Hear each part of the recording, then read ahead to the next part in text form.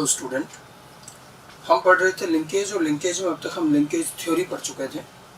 Linkage theory और linkage theory के साथ में हमने लास्ट में लिंकेज और चीन विनिमय को प्रभावित करने वाले कारक बताए थे। आगे चलते हैं लिंकेज के कुछ और पहलुओं पर। तो अगला भाग आता है अरेंजमेंट ऑफ लिंक्ड जीन, अर्थात संलग्न जीन की व्यवस्था। सबसे पहले जब हमें कहा जाता है कि कोई दो जीन संलग्न है, तो पहली चीज जो हमारे दिमाग में आनी चाहिए वो क्या होनी चाहिए। जैसे हम सुने, मान लीजिए जीन ए व बी संलग्न है, इसका मतलब ये है कि ए और बी संलग्न है। इसका मतलब, हमारा कहने का मतलब ये कि ये दोनों जीन एक ही गुणसूत्र पर उपस्थित है और साथ साथ जाते हैं। संलग्न है मतलब साथ वंशानुगत हो, अर्थात वो दोनों एक ही गुणसूत्र पर। और जब कोई दो जीन एक गुणसूत्र पर हैं या तीन चार जितने भी हम जीन अध्ययन करते हैं, अगर वो एक ही गुणसूत्र पर हैं, तो फिर गुणसूत्र पर उनकी जमावट, उनकी व्यवस्था कैसे होगी, उसी व्यवस्था को अरेंजमेंट कहते हैं। ठीक है, हम न्यूनतम दो जीन लेकर चलेंगे, दो जीन से कम में संलग्नता नहीं मिलेगी। एक अकेला जीन संलग्न कभी नहीं होता।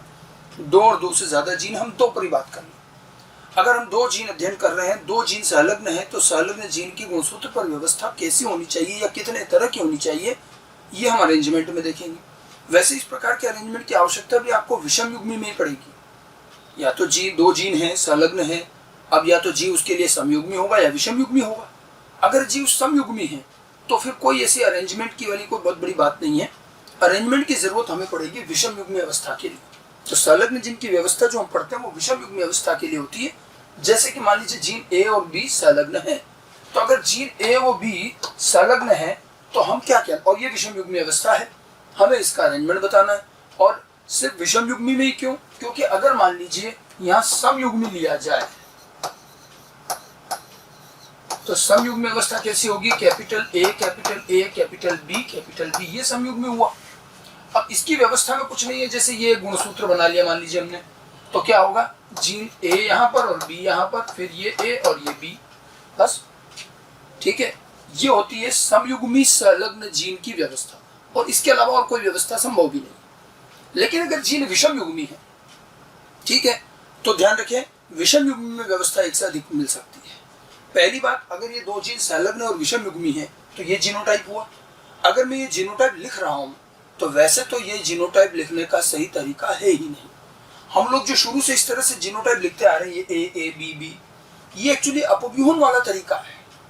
अपव्यूहन में इसी तरह के जीनोटाइप लिखे जाते हैं। संलग्नता का जीनोटाइप ऐसे नहीं लिखना चाहिए, क्योंकि इस जीनोटाइप में क्या आपको देख के पता चल रहा है कि जीन ए और बी समान गुणसूत्र पर है, संलग्न है?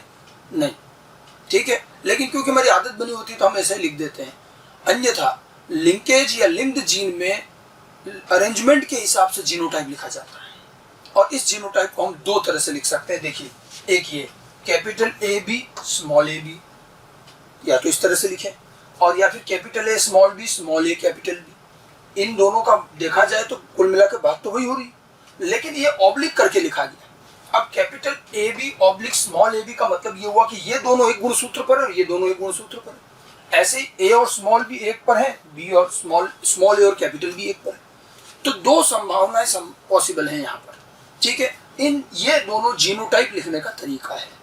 अब ध्यान रखना, अगर क्वेश्चन में इस तरह से जीनोटाइप लिखा है तो क्वेश्चन में बाकायदा आपसे बोला जाएगा कि ए और बी जीन संलग्न है, लिख कर देंगे, क्योंकि देख के पता नहीं चल रहा। लेकिन अगर क्वेश्चन में जीनोटाइप ऐसे लिखा है, A B oblique A B या ए स्मॉल बी स्मॉल, इस तरह से ऑब्लिक करके लिखा है, तो बताने की और कहने की जरूरत ही नहीं है। अपने आप समझ जाना कि क्वेश्चन लिंकेज का है, और लिंकेज हम क्वेश्चन में तभी काम में लें जब साफ साफ दिया जाए। ठीक है, अच्छा, इन दोनों जीनोटाइप को एक और तरीके से भी हमें क्वेश्चन में दिखता है। ये मॉर्गन ने दिया था तरीका, plus plus oblique A B and plus B oblique A plus, मतलब हमें प्लस का चिन्ह दिखेगा। अब इस चीज के लिए भी समझ लें, प्लस का ये चिन्ह मॉर्गन द्वारा सुझाया गया है। मॉर्गन ने एक जनरल सिंबल दिया था प्लस। उनका कहना था कि किसी भी जीन का जो वाइल्ड अलील है, ओरिजिनल अलील है, अरूपांतरित प्रभावी अलील जो शुरू से चला आ रहा है, उसको हम प्लस से दर्शा सकते हैं, किसी भी जीन के प्रभावी अलील। तो अगर कभी प्लस लिखा हो अर्थात वो प्रभावी अलील है। तो अब जैसे plus plus oblique A B, मतलब स्मॉल ए स्मॉल बी, इधर प्लस प्लस, इसका मतलब ये कैपिटल ए और कैपिटल बी है। क्वेश्चन में जब भी प्लस प्लस देखो तो उसको प्रभावी अलील से आप प्रतिस्थापित कर सकते हैं। ठीक है, इधर भी प्लस बी, अब बी है तो ये ए होगा, वो भी प्लस यानी कि कैपिटल बी। तो यही चीज इस तरह से भी लिखी जा सकती है। प्लस क्वेश्चन में देखकर परेशान नहीं होना। ये दोनों चीज एक ही है। गुणसूत्र पर व्यवस्था देखो कैसे, मैंने ये देखो समझा, गुणसूत्र का समझा जोड़ा बना रखा। एक तो हम लिख रहे हैं कैपिटल ए कैपिटल बी एक गुणसूत्र पर, स्मॉल बी दूसरे गुणसूत्र पर। ठीक है, इधर capital A small A capital. मतलब ये है कि दो प्रभावी एक साथ, एक तो ये व्यवस्था हो सकती है, या फिर एक प्रभावी और एक अप्रभावी वाली व्यवस्था हो सकती है। जहां दो प्रभावी दो अप्रभावी साथ साथ हैं, ये कहलाता है सिस अरेंजमेंट, इसको क्या कहेंगे, सिस। और जहां एक प्रभावी एक अप्रभावी, इसको ट्रांस कहते हैं। तो दो संलग्न जीन अपने विषम युग्म अवस्था में एक ही गुणसूत्र पर दो प्रकार की व्यवस्थाएं दर्शा सकते हैं, या तो वो सिस व्यवस्था में हो सकते हैं या फिर वो ट्रांस व्यवस्था में हो सकते हैं। तो संलग्न जीन की व्यवस्था अरेंजमेंट, तो ध्यान रखेंगे संलग्न जीन का अरेंजमेंट जो है, संलग्न जीन का अरेंजमेंट दो तरह का रहेगा, सिस और ट्रांस। इसमें से भी सिस व्यवस्था को ओरिजिनल अरेंजमेंट कहा जाता है। मतलब इस सिस को जो है हम ओरिजिनल अरेंजमेंट कहेंगे। ओरिजिनल का अर्थ है कि शुरुआत इसी से मानी जाती है। अगर हमें प्रश्न में किसी तरह का कोई अरेंजमेंट न दिया हो तो हम अपनी तरफ से स्वतः से ही लें। क्वेश्चन में अगर दे रखा अरेंजमेंट तो जो दे रखा वही लेना है, लेकिन अगर कोई अरेंजमेंट गिवन ना हो तो फिर हमें बाय डिफॉल्ट सिस लेना है, इसको ओरिजिनल अरेंजमेंट माना जाता है, ये ध्यान रखना। अच्छा, ये दोनों अरेंजमेंट एक दूसरे में बदले भी जा सकते हैं। सिस को ट्रांस में और ट्रांस को सिस में बदला जा सकता है। कैसे? ये जो है सिस व्यवस्था को ट्रांस में बदल सकते हो अगर आप इसमें जीन विनिमय करा लें। जीन विनिमय अरेंजमेंट चेंज कर देता है। ठीक है, जीन विनिमय अगर सिस अरेंजमेंट है और आपने क्रॉसिंग ओवर किया तो वो ट्रांस बन जाएगा, और अगर ट्रांस अरेंजमेंट है, ठीक है, और आपने जीन विनिमय किया तो ये सिस में बदल जाएगा। तो ये एक दूसरे में बदल सकते हैं क्रॉसिंग ओवर से। तो जीन विनिमय इनको एक दूसरे में परिवर्तित भी कर सकता है। ठीक है, तो ये और ध्यान रखना है कि दोनों अरेंजमेंट एक दूसरे में बदले जा सकते हैं, सिस को ट्रांस, ट्रांस को सिस। ठीक है, क्रॉसिंग ओवर से। और अगर क्रॉसिंग ओवर नहीं है तो अरेंजमेंट को कब ही चलेगा। अब आप देखो ये चीज हमारे काम कहाँ आती है। मान लीजिए पेरेंट के अंदर, पैतृकों के अंदर सिस व्यवस्था है, ठीक है, और संतति में भी सिस व्यवस्था ही दिख रही है। पेरेंट में सिस व्यवस्था है, संतति में भी सिस व्यवस्था है। आप सीधा निष्कर्ष दे सकते हो कि इसका मतलब पेरेंट से संतति, जो जिस युग्मक से संतति बनी है उसमें क्रॉसिंग ओवर नहीं हुआ, क्योंकि अगर क्रॉसिंग ओवर होता तो अरेंजमेंट बदल जाता। पेरेंट में सिस व्यवस्था है और संतति ट्रांस है, इसका मतलब यहाँ क्रॉसिंग ओवर हुआ बीच में। ठीक है, पेरेंट और संतति समान व्यवस्था की, मतलब क्रॉसिंग ओवर नहीं हुआ। और बिना क्रॉसिंग ओवर वाली संतति मतलब ये पैतृकीय प्रकार कही जाएगी। और अगर क्रॉसिंग ओवर हुआ है तो अरेंजमेंट उल्टा हो जाएगा, सिस पेरेंट है तो ट्रांस हो जाएगा, ट्रांस पेरेंट है तो सिस हो जाएगा। और अगर संतति का और पेरेंट का अरेंजमेंट उल्टा है, अपोजिट है, मतलब वो संतति पुनर्योजी है, यहाँ बीच में क्रॉसिंग ओवर हुआ है, क्योंकि क्रॉसिंग ओवर होगा तभी अरेंजमेंट बदलेगा। समझ में आ गई बात? तो मेरा ये कहना है, मैं जो चीज आपको समझाना चाह रहा हूँ कि जब हम संलग्न जीन की बात करते हैं, प्रश्न क्वेश्चन जो भी करेंगे तो हमें कई बार उनकी व्यवस्था दर्शानी पड़ेगी। तो दो जीन अपने विषम युग्म अवस्था में दो प्रकार के अरेंजमेंट दर्शाएंगे, या तो सिस या ट्रांस। और आइडियली लिंक्ड जीन को लिखने का तरीका भी यही है।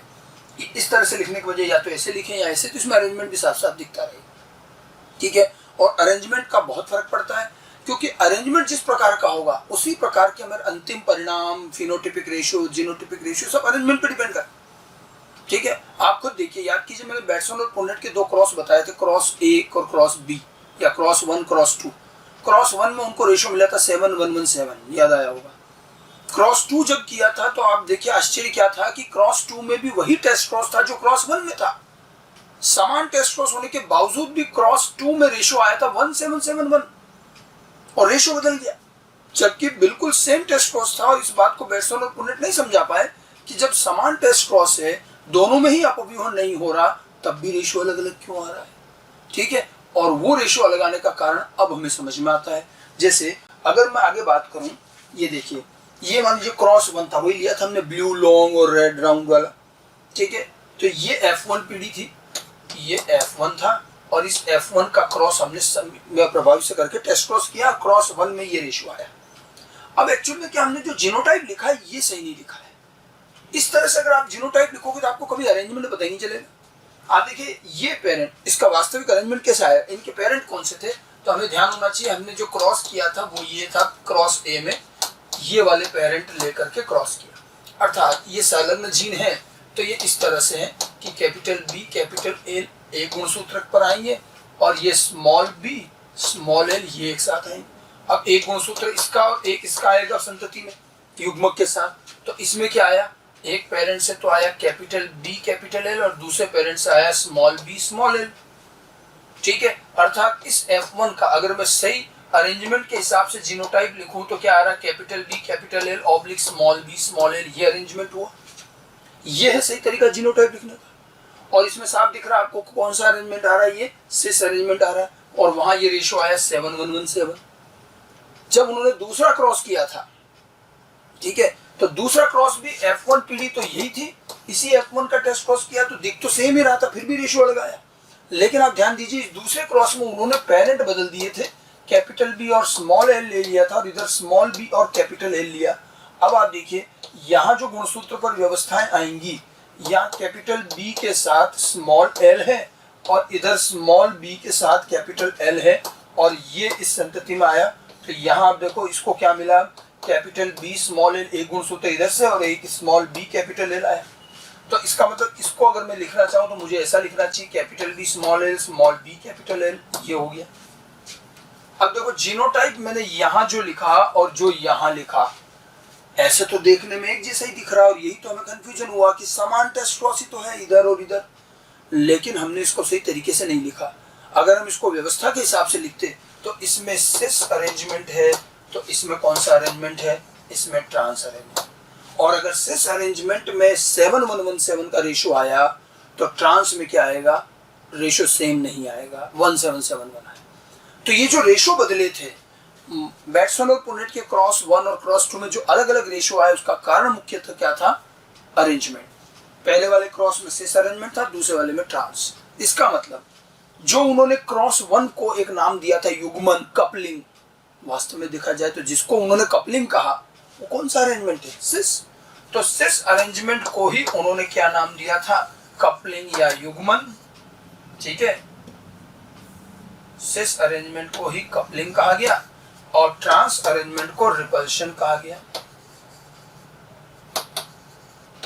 Coupling and repulsion.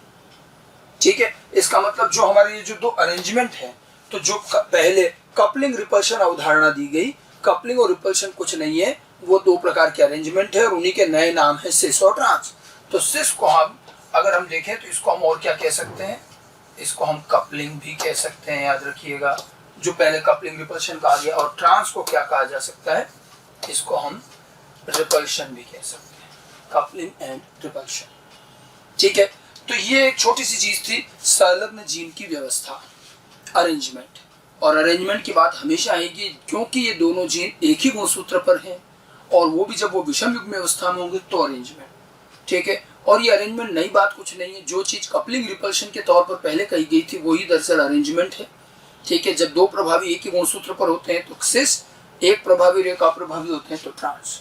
बाकी समयुग्मी अवस्था में किसी तरह का कोई अरेंजमेंट की जरूरत नहीं, उसमें एक ही व्यवस्था संभव है। आगे बात समझ में। ठीक है, और जो बैट्समैन और पोनेट के जो दोनों क्रॉस थे, ये बैट्समैन और पोनेट का था क्रॉस 1। ठीक है, और ये वाला जो क्रॉस था ये क्रॉस 2, ये। ठीक है, तो क्रॉस 1 और क्रॉस 2 जो हमने शुरू में पढ़ा था उनको हमने इस अरेंजमेंट के आधार पर समझे कि क्यों आखिर यह रेशियो अलग अलग आया। ठीक है, अरेंजमेंट के बाद आगे चलते हैं लिंकेज के प्रकार पर। संलग्नता के हमें दो प्रकार मिलते हैं। अगर आप न्यूनतम 2 जीन लेकर के भी लिंकेज का अध्ययन करते हैं और 2 जीन अगर संलग्न है तो भी उनकी संलग्नता 2 प्रकार की हो सकती है। एक्चुअली उन 2 जीन के बीच में जीन विनिमय हो रहा है या नहीं हो रहा है, उसके आधार पर हम उनके लिंकेज को 2 भागों में बांट सकते हैं। अगर कोई 2 जीन है और उनके बीच में कभी क्रॉसिंग ओवर हो ही नहीं तो वो 2 जीन हमेशा साथ चलेंगे, कभी अलग ही नहीं होंगे, तो उनके लिंकेज को कहेंगे कंप्लीट लिंकेज, पूर्ण संलग्नता। और अगर कोई 2 जीन है एक ही गुणसूत्र पर साथ जाते हैं लेकिन उनके बीच में क्रॉसिंग ओवर भी हो सकता है और हो जाता है, तो क्रॉसिंग ओवर जब हो जाएगा तब वो अलग हो जाते हैं। तो अगर क्रॉसिंग ओवर से ये अलग हो जाते हैं तो इनके लिंकेज को अपूर्ण माना जाता है कि कभी कभी जीन विनिमय की वजह से उनका लिंकेज टूट गया। तो जीन विनिमय की उपस्थिति और अनुपस्थिति के आधार पर हम लिंकेज के दो प्रकार ले सकते हैं। तो लिंकेज के प्रकार, जीन के मध्य जीन विनिमय की उपस्थिति और अनुपस्थिति के आधार पर लिंकेज को दो प्रकार में बांटा जा सकता है, कंप्लीट लिंकेज, इनकम्प्लीट लिंकेज, पूर्ण संलग्नता, अपूर्ण संलग्नता। ठीक है, तो ये जो दो प्रकार हैं, हमें इन दोनों का अंतर समझ में आना चाहिए और इन दोनों में किस प्रकार से हमारे परिणामों में अंतर आएगा, क्या रहेगा, लिंकेज पर यही चीजें बहुत पूछी जाती हैं। ठीक है, इन दोनों का अगर मैं तुलनात्मक बात करूं कि कंप्लीट और इनकम्प्लीट लिंकेज, तो मैंने ये कंपैरिजन दे रखा है। देखिए, इनमें से पूर्ण संलग्नता, कंप्लीट लिंकेज जो है ये अत्यंत विरल प्रकार की है, बहुत रेयर होती है, जबकि अपूर्ण संलग्नता ज्यादा कॉमन मिलती है, सामान्य होती है। ठीक है, जीन विनिमय कम होता है लेकिन थोड़ा बहुत तो होता ही है। अगर दो जीन के बीच में हम ऐसा माने कि कभी जीन विनिमय हो ही नहीं, तो हमारा ऐसा मानना तो विरल रहेगा। पूर्ण संलग्नता में बहुत कम मिलेगी, अत्यंत विरल। अपूर्ण वाली जो है ज्यादा कॉमन मिलेगी। ठीक है, दोनों की अगर परिभाषा देखें तो जब किन्हीं दो जीन्स के मध्य जीन विनिमय पूर्णतया अनुपस्थित हो, पूरी तरह से क्रॉसिंग ओवर एब्सेंट, तो उनकी संलग्नता पूर्ण संलग्नता कहलाती है। ठीक है, और जब किन्हीं दो जीन्स के मध्य जीन विनिमय उपस्थित हो, थोड़ा बहुत जीन विनिमय होता हो, तो फिर उनकी संलग्नता अपूर्ण कहलाएगी। और बड़ी कॉमन सेंस की बात है कि जब अगर क्रॉसिंग ओवर बिल्कुल ही नहीं होगा, तो जो संततियां उत्पन्न होगी, क्या उसमें कोई पुनर्योजी बनेगी? जब क्रॉसिंग ओवर हो ही नहीं रहा तो पुनर्योजी कोई नहीं आएगा, सारे पैतृक ही आएंगे। तो हालांकि ये चीज बहुत रेयर है, लेकिन जब कभी ये होता है तो ऐसे में संततियों में केवल पैतृकीय संगठन आएंगे, 100% लिंकेज ही आएगा, वह कोई नया संगठन नहीं आएगा, पुनर्योजन 0 आएगा। पुनर्योजन होगा ही, जब क्रॉसिंग ओवर ही नहीं तो कहां से होगा? ठीक है, और अगर यहाँ अपूर्ण की बात करें तो यहाँ पर क्योंकि थोड़ा बहुत क्रॉसिंग ओवर होता है, इसलिए यहाँ संततियों में पैतृकीय संगठन भी आएंगे और नए भी आएंगे। लेकिन चूंकि क्रॉसिंग ओवर कम होता है, क्रॉसिंग ओवर रेयर माना जाता है, इसलिए पैतृकीय संगठन अधिक व नए या पुनर्योजी संगठन कम प्राप्त होंगे। ठीक है, तो एक कंपैरिजन दोनों का ध्यान रखना है। पूर्ण संलग्नता में दो जीन के मध्य कभी कोई क्रॉसिंग ओवर ना हो। ठीक है, यहाँ हम बात कर रहे हैं जो दो जीन हम अध्ययन कर रहे हैं उनकी, सारे जीन को लेकर के संयुक्त रूप से कोई बात नहीं कर रहे। मान लो हम जीन ए और बी का अध्ययन कर रहे हैं, जैसे कोई भी हम एक ये गुणसूत्र बना लिया, मान लो ये, ठीक है, ये जीन ए और ये बी है, ये है, हम तो केवल इन दो का ही अध्ययन कर रहे हैं। तो जीन ए और बी का अध्ययन कर रहे हैं, तो ए और बी जीन पूर्ण संलग्न कब होंगे, अपूर्ण संलग्न कब होंगे, बस हमें ये दिए गए जीन में ही बात कर रहे हैं कि ये पूर्ण है या अपूर्ण है। पूर्ण संलग्न जीन बहुत कम है, कभी कभार मिलते हैं। जैसे उदाहरण के तौर पर मेल ड्रोसोफिला, फीमेल सिल्कवर्म, इनमें अध्ययन के दौरान कुछ जीन के मध्य पूर्ण संलग्नता मिली है, इसलिए उदाहरण में दे दिए जाते हैं।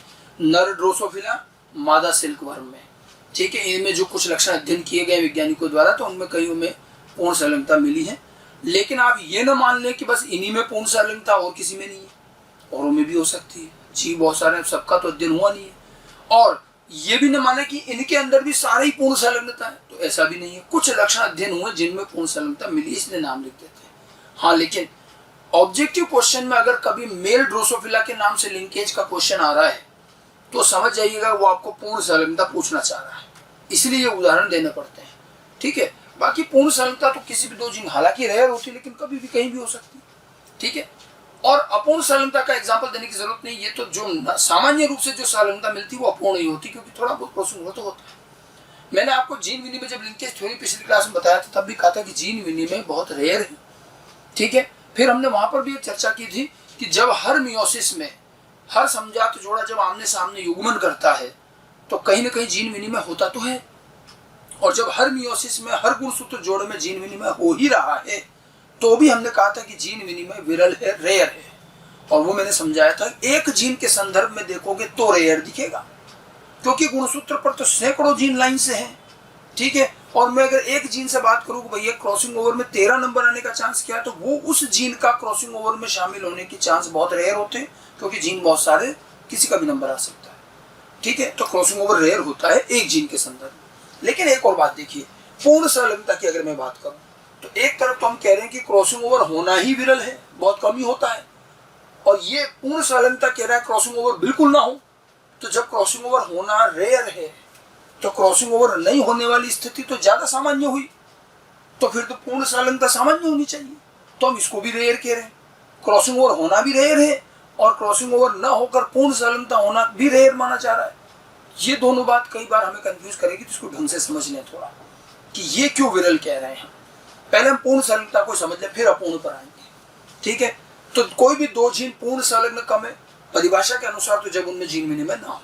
लेकिन ये कैसे, आपको इसको एक जीव के स्तर पर ले जाकर समझना पड़ेगा कि मान लीजिए आप ये दो जीन अध्ययन कर रहे हैं, जीन ए और बी, तो ये दो जीन ए और बी किसी जीव के लिए पूर्ण संलग्न कब है, वो इस कंडीशन ध्यान रखना जो मैं बता रहा हूं, अच्छे से सुन लें। ठीक है, ये दोनों जीन उस जीव के लिए पूर्ण संलग्न कब होंगे, जब ये दोनों जीन उस जीव में जितनी भी सेल में मियोसिस हो रहा है, क्योंकि देखो क्रॉसिंग ओवर वही होगा जिन सेल में मियोसिस होता है, और शरीर की सारी कोशिकाओं में मियोसिस नहीं होता, केवल जननिक कोशिकाएं जो युग्मक बनाती वही होता है। तो एक जीव में मियोसिस करने वाली समस्त कोशिकाओं में क्रॉसिंग ओवर चाहे कहीं भी हो, लेकिन हमारे द्वारा अध्ययन में लिए गए इन दो जीन के मध्य कभी ना हो, तो ये दोनों जीन उस जीव के लिए पूर्ण संलग्न माने जाएंगे। ये है वास्तविक परिभाषा। ठीक है, मतलब एक जीव के स्तर पर बात करें, एक जीव में मियोसिस करने वाली तमाम कोशिकाओं में जीन ए और बी के मध्य अगर एक में भी क्रॉसिंग ओवर ना हो, एक भी सेल में, तो फिर ये दोनों जीन उस जीव के लिए तो क्या हो गए, पूर्ण संलग्न। और अगर थोड़ी बहुत सेल में भी क्रॉसिंग ओवर हो गया, ठीक है, एक दो में भी हो गया, तो फिर उन जीन की संलग्नता अपूर्ण हो जाएगी। यहां बिल्कुल कठोर कंडीशन है कि एक भी सेल में ए और बी में क्रॉसिंग ओवर नहीं होना चाहिए। हम क्रॉसिंग ओवर की मना ही नहीं है, क्रॉसिंग ओवर और कहीं भी हो, इस गुणसूत्र में इतने सारे और भी तो जीन है, यहाँ हो जाए, कहीं भी हो जाए, ए और बी में नहीं होना चाहिए, तभी ये ए और बी जीन पूर्ण संलग्न माने जाए। अब हमारी ये कंडीशन बहुत दृढ़ है, बहुत कठोर है, और इसीलिए विरल हो जाती है। देखिए, एक जीव में क्या कोई एक सेल में मियोसिस होता है कि, या थोड़ी बहुत सेल में मियोसिस होता है कि? जी नहीं, हजारों लाखों सेल में मियोसिस होता है, लाखों गैमेट बनते हैं, गैमेट भी तो बहुत सारे बनते हैं, तो बहुत सारी सेल में मियोसिस होता है। अगर कम कोशिकाओं में मियोसिस हो रहा होता, एक दो में ही हो रहा होता, कुछ ही सेल में हो रहा होता, तो हम मान सकते थे कि ऐसी अवस्था आती कि ए और बी का नंबर ही नहीं आता, क्योंकि मैंने पहले ही कहा है कि एक व्यक्तिगत जीन का जीन विनिमय में नंबर आने का चांस बहुत कम है। मान लो इस गुणसूत्र पर 100 जीन है, तो एक जीन का जीन विनिमय में शामिल होने के क्या चांस हुए, 1/100। ठीक है, 1/100 चांस है। और अगर मान लो थोड़ी बहुत सेल में क्रॉसिंग ओवर हो रहा है और जीन का क्रॉसिंग ओवर में शामिल होने का चांस 1/100 है, तो हो सकता है इसका तो नंबर ही ना है। लेकिन थोड़ी बहुत सेल नहीं होती, सेल हजारों लाखों होती है। अब हजारों लाखों सेल में आप मियोसिस करवा रहे हो, मान लिया जीन की प्रायिकता 1/100 है जीन विनिमय की, लेकिन जहां हजारों सेल में क्रॉसिंग ओवर मियोसिस हो रहा है, और अगर 100 सेल में भी एक में ए और बी में क्रॉसिंग ओवर होने के चांस बन रहे हैं, तो भी कुछ सेल तो हुई ना जिनमें जीन विनिमय ए और बी में भी होगा, तो फिर तो वो संलग्नता पूर्ण मानी जाएगी। हमारा ये मानना कि जहां हम इतनी सारी सैकड़ों सेल में मियोसिस करवाएं और उसके बाद भी हम ये उम्मीद करें कि ए और बी में कभी क्रॉसिंग ओवर नहीं हो, हमारा ऐसा उम्मीद करना बहुत रेयर होगा, इसीलिए पूर्ण संलग्नता रेयर मानी जाएगी। ठीक है, माना कि कम होता है क्रॉसिंग ओवर, लेकिन कुछ सेल में तो होने की संभावना बनेगी, क्योंकि आप हजारों लाखों सेल में मियोसिस करा रहे हो। ठीक है, अब इतनी सारी सेल में मियोसिस कराने के बाद भी हम ये उम्मीद करें कि नहीं इन दोनों में तो कभी क्रॉसिंग ओवर नहीं हो, तो हमारा ऐसा सोचना या ऐसी उम्मीद करना बहुत रेयर हो जाएगा। थोड़ी बहुत सेल तो ऐसी मिल ही जाती हैं जिनमें इन दोनों में भी क्रॉसिंग ओवर हो जाए। जितनी ज्यादा सेल में मियोसिस कराओगे तो इन दोनों में भी क्रॉसिंग ओवर के होने की संभावना तो बढ़ेगी ना। तो इसका मतलब लिंकेज इनका ज्यादा किस तरह का होना चाहिए, अपूर्ण। पूर्ण होने के लिए तो बड़ी दृढ़ कंडीशन हो गई कि आप चाहे कितनी सेल में मियोसिस कराओ, ठीक है, इन दोनों में कभी क्रॉसिंग ओवर नहीं होना चाहिए। तो ये कंडीशन हमारी रेयर है, और इसीलिए पूर्ण संलग्नता बहुत मुश्किल से मिल पाती है कि इतनी सारी सेल में मियोसिस करने के बाद भी किन्हीं दो जीन में कभी क्रॉसिंग ओवर ना हो। थोड़ा बहुत तो हो ही जाता है, और अगर कभी नहीं हुआ तब फिर ये पूर्ण संलग्न, और इसीलिए रेयर भी।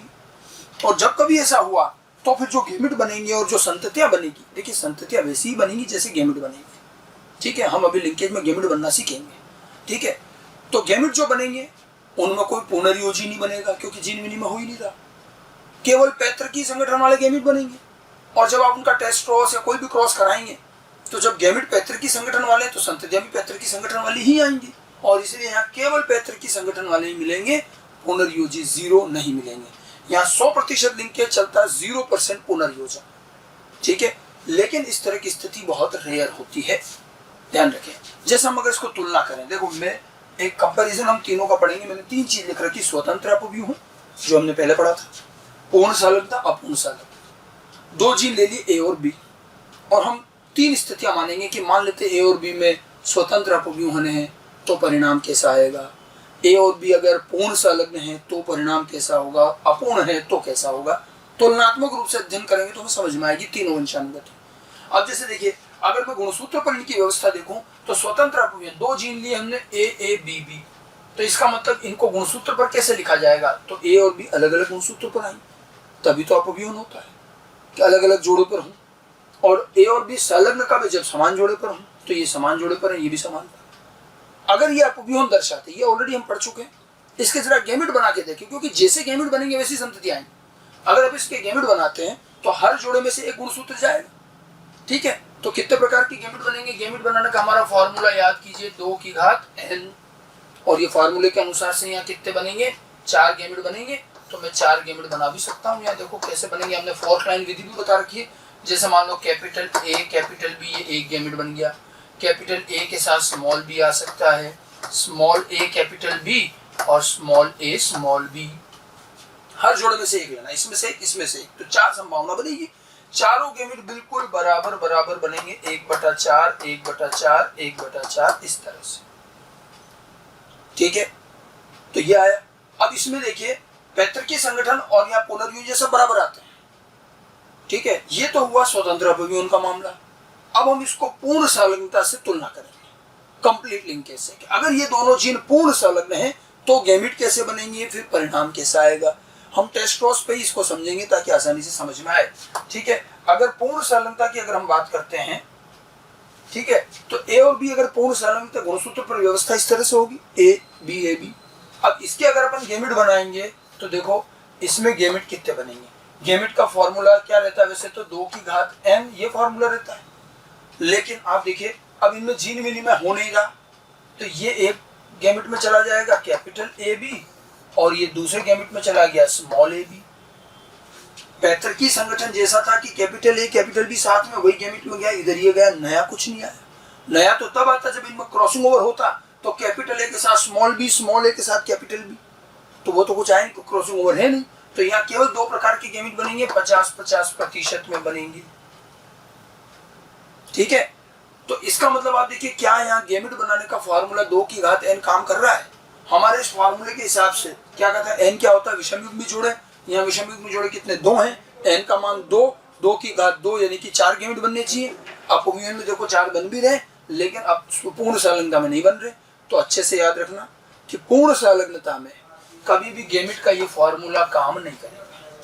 गैमेट का यह फॉर्मूला यहाँ काम नहीं करेगा, तो 2 ही गैमेट बन रहे, 4 बन ही नहीं रहे, ठीक है। और ये दोनों गैमेट जब हम इसका टेस्ट कोर्स करेंगे, संततियां आएंगी, तो आप देखिए इन दोनों से संततियां कैसी आई, पैतृकों जैसी, नया कुछ नहीं आया। नया तो आते नहीं, पेरेंट में भी ये और यही है और यही आगे भी आ रहा है, तो इसमें केवल पैतृक ही आ रहे हैं, ठीक है।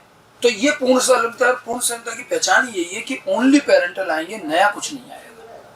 और आपको जब देखिए क्रॉसिंग ओवर कितना होगा ये अगर पता ही नहीं है तो हमारा काम आसान है। कैसे, क्रॉसिंग ओवर अगर होगा ही नहीं, क्रॉसिंग ओवर अगर होगा ही नहीं तो हमारा काम आसान है। क्योंकि देखो क्रॉसिंग ओवर अगर हो रहा है तो हम ये बता नहीं सकते कि कितनी कोशिकाओं में होगा, कितना प्रतिशत होगा, ठीक है। और इसीलिए लिंकेज के अंदर रेशियो फिक्स नहीं आता। आपको व्यूह में रेशियो फिक्स क्यों आता है, क्योंकि वहां गैमेट बिल्कुल फिक्स बनते हैं बराबर। लेकिन क्या है, 2 जीन अगर संलग्न है, ठीक है, और अगर उनमें क्रॉसिंग ओवर हो रहा है तो कोई भरोसा नहीं, क्रॉसिंग ओवर ज्यादा भी हो सकता है, थोड़ा कम भी हो सकता है, और इसीलिए वहां युग्मक अलग अलग तरह से बनेंगे। लेकिन और इसीलिए वहां कभी फिक्स रेशियो नहीं आता। लेकिन अगर क्रॉसिंग ओवर हो ही नहीं, जिसकी वजह से परिणाम बदलता रहता है, तो परिणाम फिक्स आना चाहिए। क्योंकि क्रॉसिंग ओवर अगर हो ही नहीं रहा है तो सारी चीजें बिल्कुल कांस्टेंट चलती है।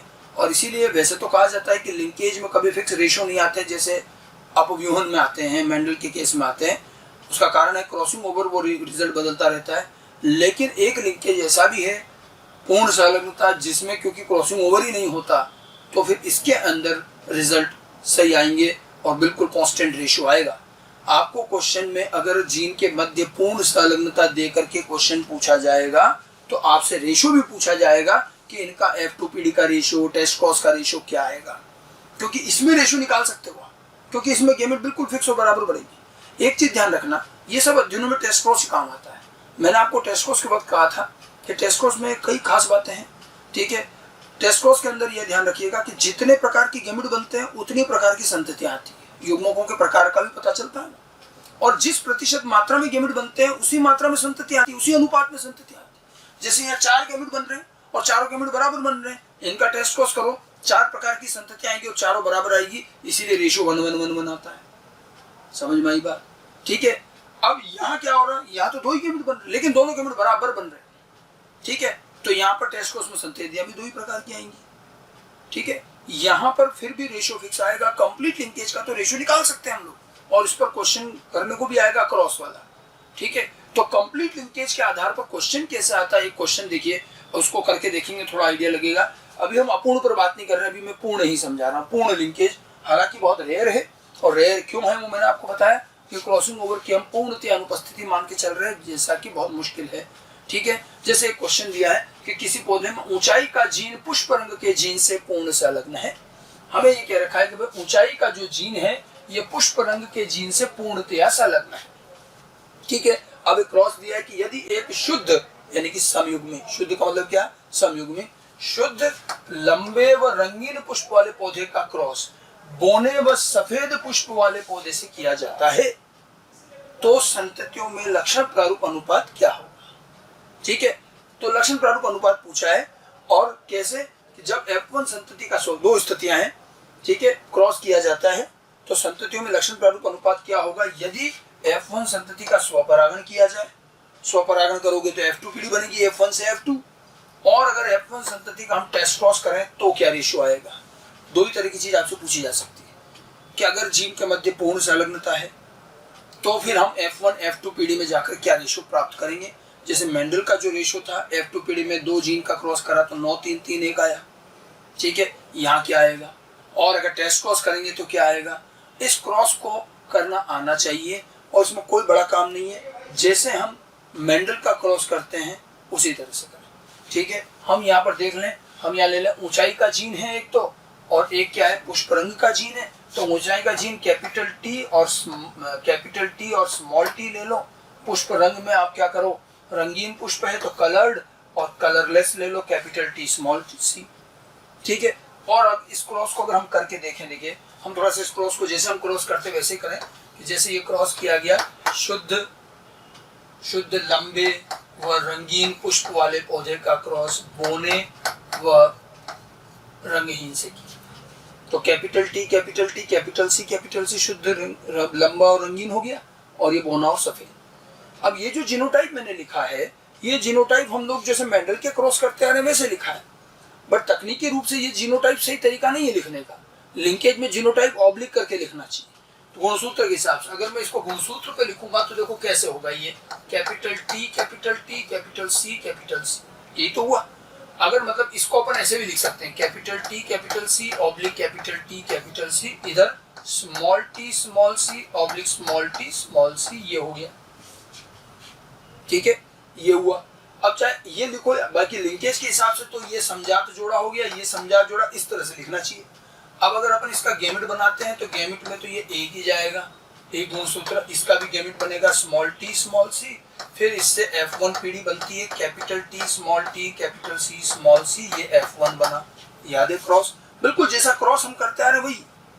अब ये F1PD आती थी, ठीक है। अब इस F1 को, ये तो हमने जो लिखा है ये अपोमियन जैसा लिखा है, अब इसको मैं लिंकेज के हिसाब से लिखूं, जैसे ये ऑब्लिक करके लिखते हैं तो इसका क्या आएगा, ये दोनों जीन एक साथ है तो capital T capital C oblique small T small C, ये हो गया। सही तरीका तो ये है लिखने का। अब ये अपन ने F1 बना लिया। अब अपने को कहा है 2 चीज कि F1 का स्वपरागण करें या F1 का टेस्ट क्रॉस, दोनों में रेशियो क्या है। अगर अपन इसका स्वपरागण करते हैं, जैसे मेंडल का क्रॉस होता था उसी तरह से करें, तो ये स्वपरागण किया, ठीक है। तो क्या करते हैं, दोनों तरह के गेमेट बनाते हैं, नर युग्मक मादा युग्मक। नर युग्मक मादा युग्मक। अब नर युग्मक जो है, अब देखो गेमेट बनाते समय हमें ध्यान रखना है कि ये पूर्ण संलग्न है, और पूर्ण संलग्न में कितने प्रकार की गेमेट बनेंगे। अगर ये अपव्यूहन होता तो ये 4 प्रकार की गेमेट बनाता, लेकिन क्योंकि ये पूर्ण संलग्न है तो ये दो ही प्रकार के गैमेट बनाएगा, capital T capital C, small T small C. इधर दो प्रकार के मादा युग्मक, capital T capital C, small T small C.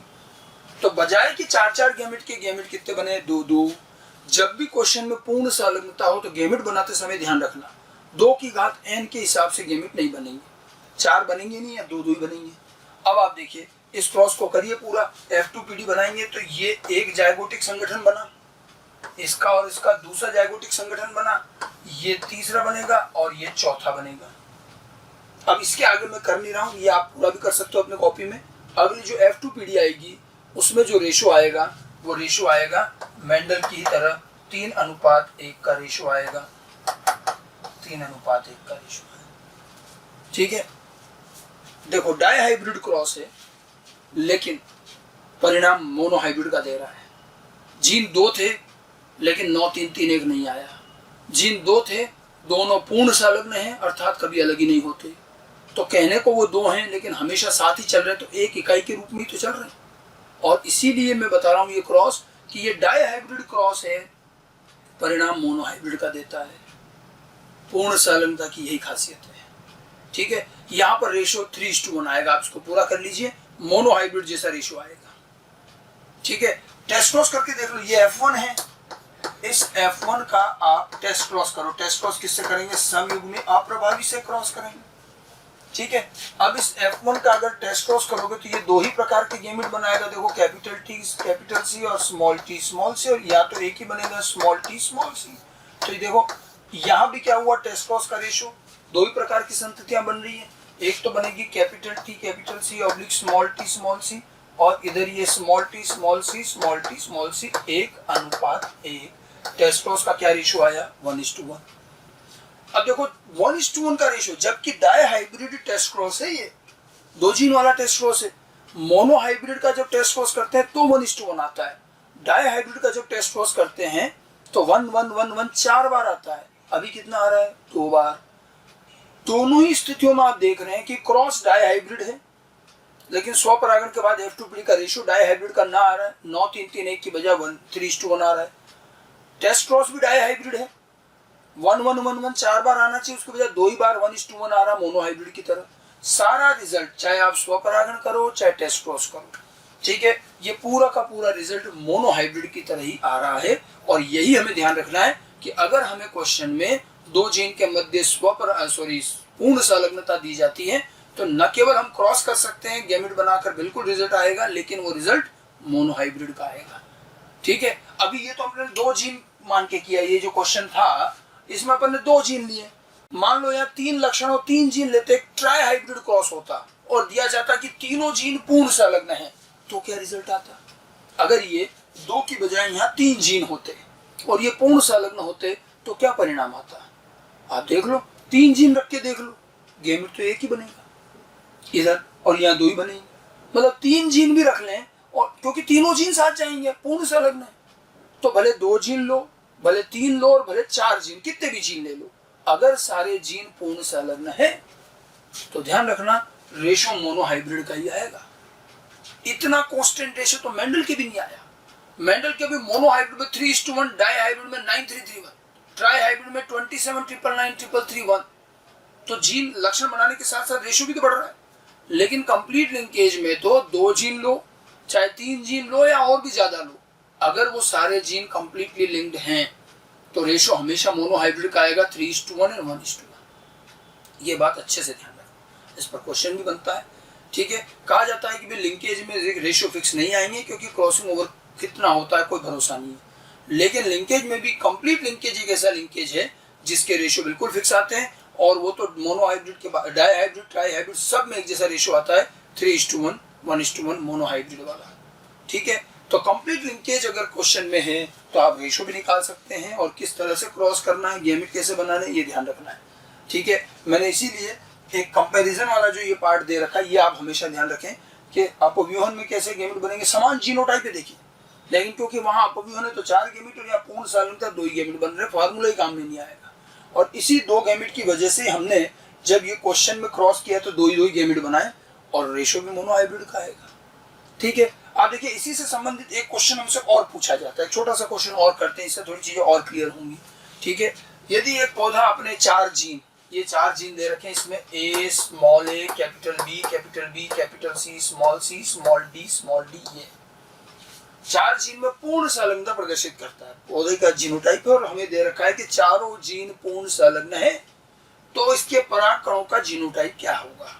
ये भी एक क्वेश्चन पूछा था कई बार, पराग कणों का जीनोटाइप। पराग कण का अर्थ है ये नर युग्मक की बात कर रहा है, गेमिट की बात कर रहा है। ठीक है, तो अगर ये 4 जीन हैं, चारों पूर्ण संलग्न हैं, तो कितने प्रकार के गेमिट बनेंगे ये बताना है। ठीक है, अब देखो गेमिट का वैसे हमारा फार्मूला क्या रहता है, 2 की घात n। अब यूं अगर देखें तो n का मान कितना है, 2 ही है, और इसके हिसाब से तो कितने गेमिट बनने चाहिए, 4। लेकिन हमने पहले ही कहा है कि पूर्ण संलग्नता में ये फार्मूला काम नहीं आएगा।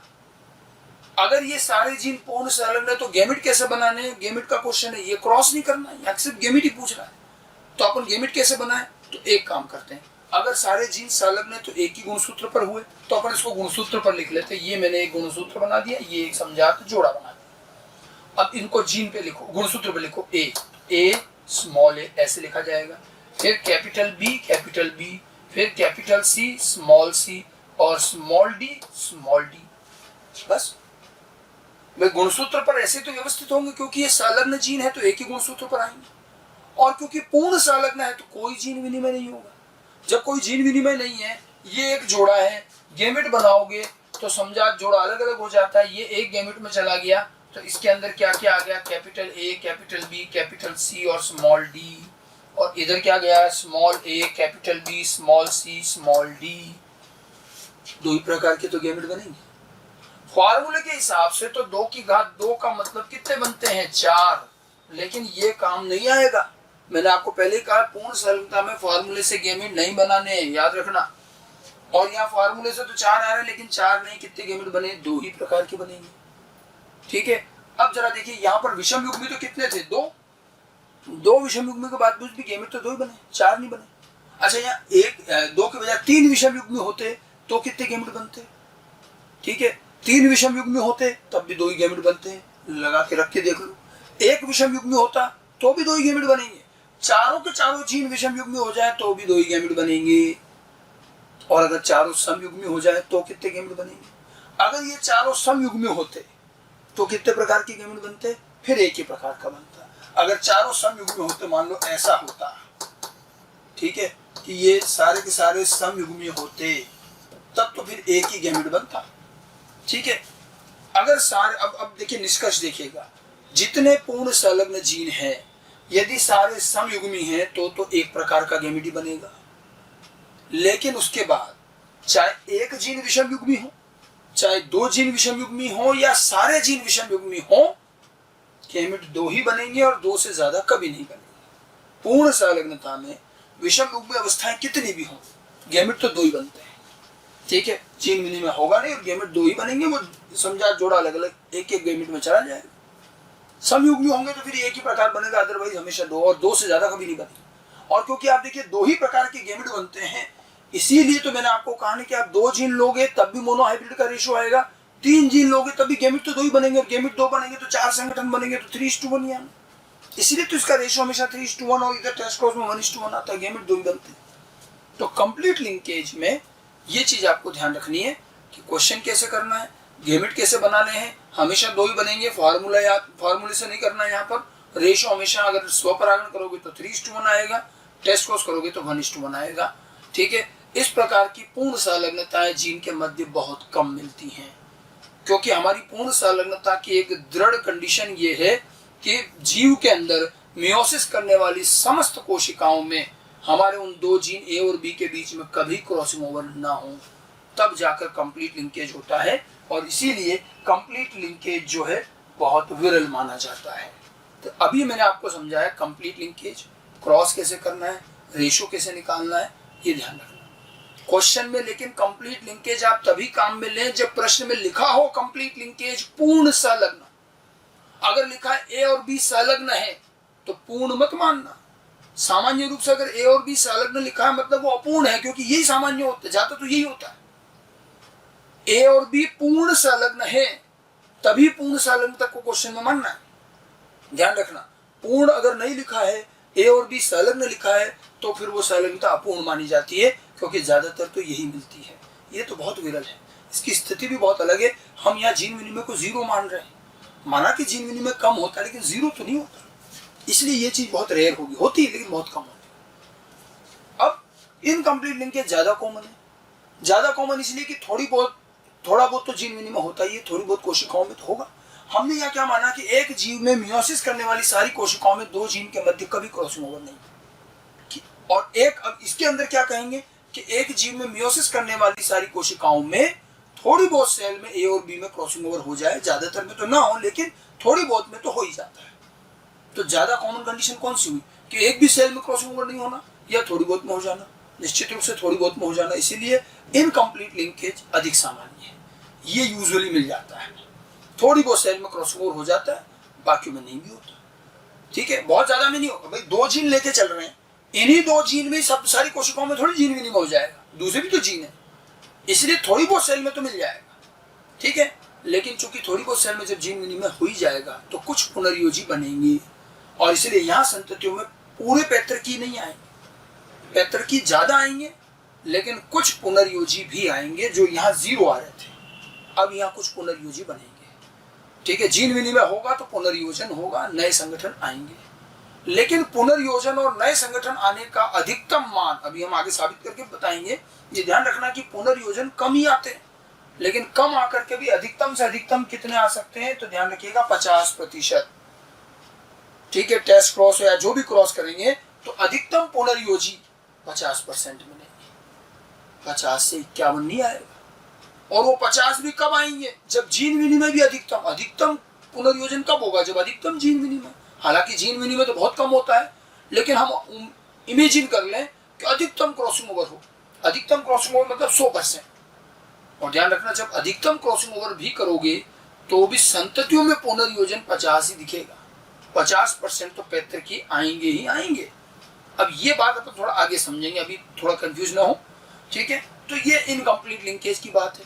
अब यहाँ क्रॉसिंग ओवर भी होगा, ठीक है। जैसे कि अगर अपन ये तुलनात्मक रूप से ये ले रहे थे तो अब अपूर्ण संलग्नता पर आते हैं, ठीक है। अपूर्ण संलग्नता पर आएंगे। अब आप देखो, इसको मैं एक उदाहरण से समझाना चाहूंगा तो थोड़ा आसानी से समझ में आएगा। जैसे एक जीव में अपन कुछ कोशिकाएं ले लेते हैं और उसकी गणना करते हैं तो हमें समझ में आएगा कि ये अधिक पुनर्योजन, अधिक तो पैतृकी और पुनर्योजी कम क्यों आ रहे हैं, या अधिकतम 50% ही क्यों आ रहा है, ये सब चीजें हमें समझ में तब आएंगी। हम एक उदाहरण ले लेते हैं कि मान लेते हैं एक जीव में 100 कोशिकाओं में मियोसिस हो रहा है और गेमिड बन रहा है। हालांकि 100 में नहीं होता, हजारों में होता है, अपन 100 मान लेते हैं। और अगर किसी जीव की 100 कोशिकाओं में मियोसिस होता है तो बताइए जरा गेमिड कुल कितने गेमिड बनेंगे। एक मियोसिस से 4 गेमिड बनते हैं, 100 में करा हुआ 400 बनेंगे। अब गणना चल रही मैथमेटिक्स, तो 100 कोशिकाओं में मियोसिस हो रहा है, कुल 400 गेमिड बनेंगे। समझ में आ गई बात। हमने अपने अध्ययन में 2 जीन ले रखे ए और बी, तो हम केवल इसी की दृष्टि से काम करें, बाकी जीन हमें नहीं देखना। अब 100 कोशिकाओं में मियोसिस हो रहा है, ए और बी जीन ले रखे हैं हमने, और हमें पता चला कि ए और बी जीन में उन 100 की 100 कोशिकाओं में किसी में भी ए और बी में क्रॉसिंग ओवर नहीं हुआ। और जब किसी सेल में क्रॉसिंग ओवर नहीं हुआ तो इसका मतलब ए और बी पूर्ण संलग्न है, ठीक है। अब क्योंकि 100 कोशिकाओं में मियोसिस हो रहा है तो कुल गेमिड तो 400 ही बनेंगे। कितने प्रकार के बनेंगे, अगर इनमें क्रॉसिंग ओवर होगा ही नहीं तो पूर्ण संलग्नता, तो कितने प्रकार के गेमिड बनेंगे, 2 प्रकार, ठीक है। को टोटल 400 बन रहे तो 200 ये और 200 यही बनेंगे, नया कुछ नहीं आएगा। ये तो बात हो गई पूर्ण संलग्नता की, मैंने वैसे ले लिया ये तो। अब इसको तो एक तरफ रखें, आप खुद देखिए, अगर 100 ही कोशिकाओं में मियोसिस हो रहा है और 100 की 100 में मैं उम्मीद कर रहा हूँ कि ए और बी में क्रॉसिंग ओवर हुई नहीं, जबकि क्रॉसिंग ओवर तो मियोसिस में हो रहा है, लेकिन हम चाहते हैं कि ए और बी में नहीं हो, कहीं और होता रहे, तो हमारा ऐसा चाहने भी रेयर हो जाएगा भाई, इतनी सारी कोशिकाओं में किसी में तो होगा। अब मान लेते हैं कि 100 कोशिकाओं में मियोसिस हो रहा है, उसमें से 90 कोशिकाओं में ए और बी में क्रॉसिंग ओवर नहीं हुआ, कुछ और जीन के बीच हुआ, इतने सारे दूसरे भी जीन है। लेकिन 10 कोशिकाएं ऐसी मिली जिनमें ए और बी जीन में क्रॉसिंग ओवर हुआ। तो अब लिंकेज कैसा, अब लिंकेज होगा अपूर्ण संलग्न। अब ए और बी का लिंकेज इनकम्प्लीट माना जाएगा, क्योंकि 90 में नहीं हो रहा लेकिन 10 में तो हो ही। तो हमने यही तो कहा था कि कुछ कोशिकाओं में तो ए और बी में क्रॉसिंग ओवर हो ही जाएगा, तब फिर उनका लिंकेज इनकम्प्लीट होगा। 1 में भी नहीं होगा तो कंप्लीट है, वो बहुत रेयर होता है। अब 90 में नहीं हो रहा है, 10 में हो रहा है, हो तो 100 में ही रहा है ना। 100 कोशिकाओं में मियोसिस हो रहा है तो 400 गैमेट तो बनेंगे। अब अपन देखते हैं 400 गैमेट कितने प्रकार के बनेंगे। अब देखिए 100 में से 90 कोशिकाओं में तो ए और बी में जीन विनिमय नहीं हो रहा। 90 कोशिकाएं कुल कितने गैमेट बनाएंगी? 360। वो कितने प्रकार के बनेंगे? 90 में जीन विनिमय नहीं हो रहा, तो अगर इसमें जीन विनिमय नहीं होगा तो आप देखिएगा किस तरह से इसमें अगर क्रॉसिंग ओवर नहीं होगा तो ये 2 प्रकार ऐसे बनेंगे, कैपिटल ए कैपिटल बी और स्मॉल ए स्मॉल बी। अगर क्रॉसिंग ओवर नहीं होगा तो ये यूं कहीं अलग हो जाएंगे। और अगर क्रॉसिंग ओवर हुआ तो फिर ये 2 और बना सकते हैं। अगर क्रॉसिंग ओवर हुआ तो ए के साथ स्मॉल बी आ जाएगा और स्मॉल ए के साथ कैपिटल बी आएगा। ठीक है, ये दोनों गैमेट लेकिन क्रॉसिंग ओवर के कारण बनेंगे। ठीक है, और ये जो दोनों हैं ये बनेंगे बिना क्रॉसिंग ओवर से, बिना क्रॉसिंग ओवर से। ठीक है, अब 90 कोशिकाएं जो 360 गैमेट बनाएंगी वो कितने प्रकार के बनेंगे? उनमें तो जीन विनिमय नहीं हो रहा, तो जीन विनिमय नहीं हो रहा तो केवल ये 2 ही बनेंगे और बिल्कुल बराबर बनेंगे। ये तो पैतृक ही है। आप देखो इनमें कुछ अलग आया क्या? Capital A capital B small small, बिल्कुल पेरेंट जैसे, ये पेरेंट है तो वैसा के वैसे ही तो आ रही है। नया तो ये आ रहा है ना, ए के साथ स्मॉल बी, ये नए हैं। लेकिन 90 कोशिकाओं के 360 गैमेट पैतृकी प्रकार के बनेंगे और बराबर बनेंगे। 180 ये बनेंगे, 180 ये बनेंगे। तो 360 गैमेट तो पैतृकी प्रकार के बने, इनको एक तरफ रख देते हैं। ये तो पेरेंटल है, इसमें नया कुछ नहीं आना है क्योंकि क्रॉसिंग ओवर हो ही नहीं रहा। अब 10 कोशिकाओं में क्रॉसिंग ओवर हो रहा है, ए और बी में। 10 कोशिकाएं कितने प्रकार की, कितने गैमेट बनाएंगे? Total 40 gamete. 10 × 4 360 तो इनके हो गए। अब 40 गैमेट बचे। मेरा सवाल ये है कि जिन 10 कोशिकाओं में हमें पता है कि ए और बी में क्रॉसिंग ओवर हुआ, वो 40 गैमेट बनाएंगे और उसके 40 गैमेट कितने प्रकार के बनेंगे? 40 गैमेट कितने प्रकार के बनेंगे? ये 2 प्रकार के बनेंगे या 4 प्रकार के बनेंगे? फिर से समझ लीजिए, 90 कोशिकाओं में ए और बी में क्रॉसिंग ओवर नहीं हो रहा, वो 360 गैमेट बना रही है और वो 360 गैमेट 2 ही प्रकार के बन रहे, बिना क्रॉसिंग ओवर से 2 ही बनते हैं। ये 2 बन रहे हैं 180 180। अब 10 कोशिकाओं में ए और बी में जीन विनिमय हुआ, तो जीन विनिमय होने पर मैंने लिख रखा है गैमेट कौन से बनेंगे। फिर भी मैं पूछ रहा हूं कि जो 10 कोशिकाओं में जीन विनिमय हुआ वो 40 गैमेट बनाएंगे, तो उसके 40 गैमेट कितने प्रकार के बनने चाहिए? 2 प्रकार के बनने चाहिए, 4 प्रकार के बनने चाहिए? यहाँ अक्सर लोग गलती करते हैं। लोगों को लगता है 2 ही प्रकार बनना चाहिए। गलत। माना कि जीन विनिमय क्रॉसिंग ओवर के कारण 2 ही गैमेट बनते हैं, लेकिन जिन 10 कोशिकाओं में क्रॉसिंग ओवर हो रहा है वो 4 प्रकार की गैमेट बनाएंगे। इसके लिए आपको थोड़ा क्रॉसिंग ओवर का प्रोसेस जो मैंने पिछली क्लास में समझाया था वो आना चाहिए, और ये इसीलिए जरूरी क्योंकि ये अब हमारे क्वेश्चन में काम आएगा और हमसे गलतियां करवाता है। जैसे देखिए, अगर मैं इसका पूरा क्रॉसिंग ओवर के हिसाब से अगर अपन बनाए इसको, ठीक है, ये तो अपन ने यूं ही लिख लिया, अपन इसको गुणसूत्र के हिसाब से बनाते हैं। ये है समझात जोड़ा और ये जीन मैंने यहाँ लिख लिया A B small a small b. अब जीन विनिमय की मैंने प्रोसेस समझाया था कि ये तो हमें बाइवेलेंट बनता है जाइगोटीन अवस्था पर, फिर ये पैकाइटीन में टेट्राड आ जाता है, डबल हो जाते हैं। तो अब क्रॉसिंग ओवर तो पैकाइटीन अवस्था में होता है, तो वहां पर ये इस तरह से डबल हो जाएंगे।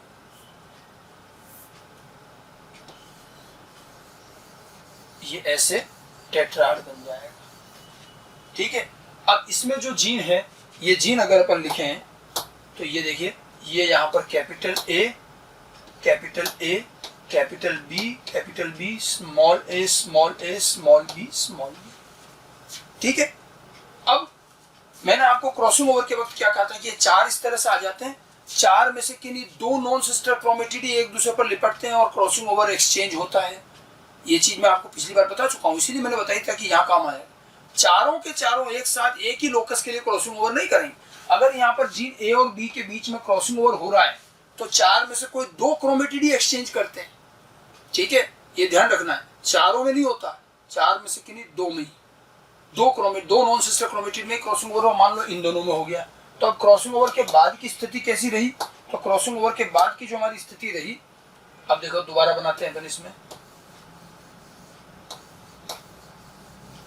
ये हो गया।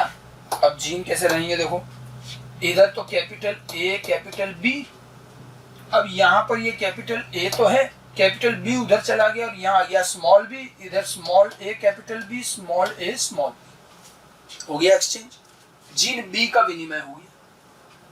ठीक, अब उसके बाद में ये तो प्रोफेज की शुरुआत की अवस्था चल रही है।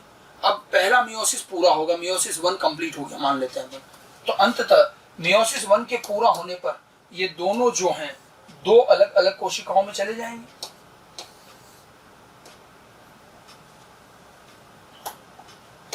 देखिए ये एक में आ गया और ये दूसरे में आ गया। और देखो जीन क्या रहे इसमें, जीन इधर capital A capital B small b, इधर जो है ये capital small A capital B small a small b. ये मियोसिस 1 पूरा हुआ। लेकिन मियोसिस में तो 2 विभाजन होते हैं, एक बार और होगा तब जाके 4 गैमेट बनता है ना एक मियोसिस से।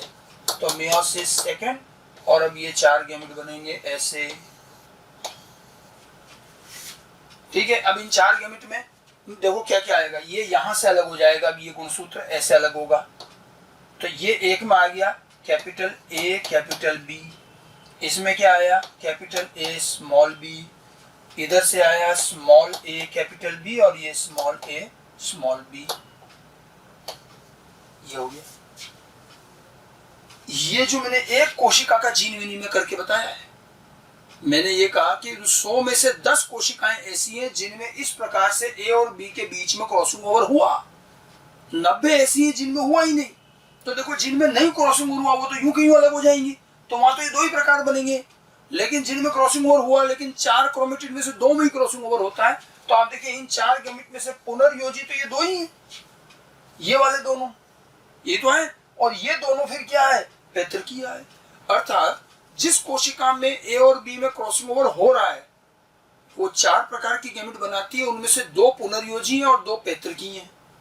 और जिन कोशिकाओं में क्रॉसिंग ओवर नहीं हो रहा है वो सारे पैतृकीय बना रही हैं। अब हमें समझ में आता है कि पैतृकीय इतने ज्यादा क्यों आते हैं संततियों में, समझ में आई कुछ बात। यानी कि 10 कोशिकाओं के जो 40 गैमेट हैं जिनमें कि ए और बी में क्रॉसिंग ओवर हो रहा है, वो कितने प्रकार के गैमेट बना रही हैं, वो 4 प्रकार के बना रही है। पुनर्योजी कितने हैं, 40 में से 20 पुनर्योजी है, 20 फिर क्या आ गए पैतृकीय। और पहले से कितने पड़े हुए पैतृकीय, 90 कोशिकाओं के 360 तो पूरे पैतृकीय हैं, और 40 में से भी 20 पैतृकीय मिल गए, अर्थात 400 गैमेट में से 380 गैमेट पैतृकीय प्रकार के हैं और खाली 20 गैमेट क्या है पुनर्योजी। समझ गए, यानी कि 400 में से 20 यानी कि 5% पुनर्योजी युग्मक और 95% पैतृकीय युग्मक। अब आप इसका टेस्ट क्रॉस कराओगे तो परिणाम भी तो वही आएगा। ये ध्यान रखना, जिस मात्रा में गैमेट बनते हैं टेस्ट क्रॉस में उसी मात्रा में संतति आती है। अगर 5% पुनर्योजी गैमेट बने तो तय मानिएगा टेस्ट क्रॉस में संतति भी 5% ही पुनर्योजी आएगी और 95% संतति पैतृकीय आएगी। तो आया ना पैतृकीय ज्यादा और पुनर्योजी कम।